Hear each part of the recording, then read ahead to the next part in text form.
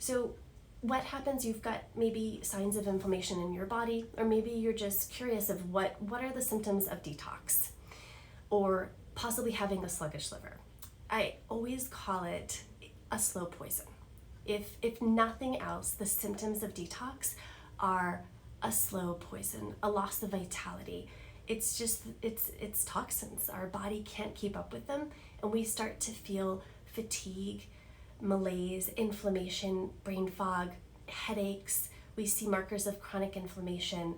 We see blood sugar imbalances with liver imbalances. We might notice persistent body odor, achy muscles, achy joints. We might notice that our joint tissues swell. We get a lot of swelling. We might find it difficult to lose weight, or see hormone imbalances like PMS or fibroids. Excessive hair loss is also a symptom of a sluggish liver. And then, like I talked about, it contributes to anxiety or mood changes or depression.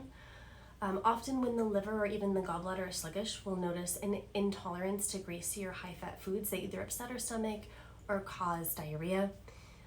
With the liver, we can see itchy skin or a bitter metallic taste, especially in the morning. And we might even notice belching or burping, and especially having a higher fat meal or fish oils. Classic is, hey doc, I can't tolerate fish oils, I burp them up. Gallbladder, liver are sluggish. So we know that toxins not only cause symptoms, they generate inflammation in the body, but this inflammation and these toxins are also linked with major health conditions. They're linked with neurodegeneration, which is brain aging like Alzheimer's, dementia, Parkinson's. They're linked with autoimmunity, which is when the body goes after itself. They're linked with cancer, like I mentioned, obesity, cardiovascular disease. Really, toxins can be linked with almost all chronic disease. And over the past 50 years, we've seen really an explosion of chronic illness.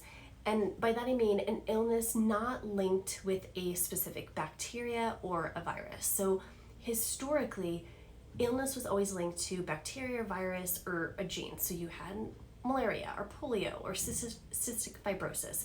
But in the 19th and 20th centuries, most of the common illnesses were smallpox or yellow fever or scarlet fever or TB or pneumonia, basically infectious diseases. And in the 21st century, non-communicable conditions like cardiovascular disease, autoimmunity, obesity, diabetes, heart disease, Alzheimer's, Parkinson's, fibromyalgia, chronic fatigue, cancer, autism have all skyrocketed. And the question I like to ask is why?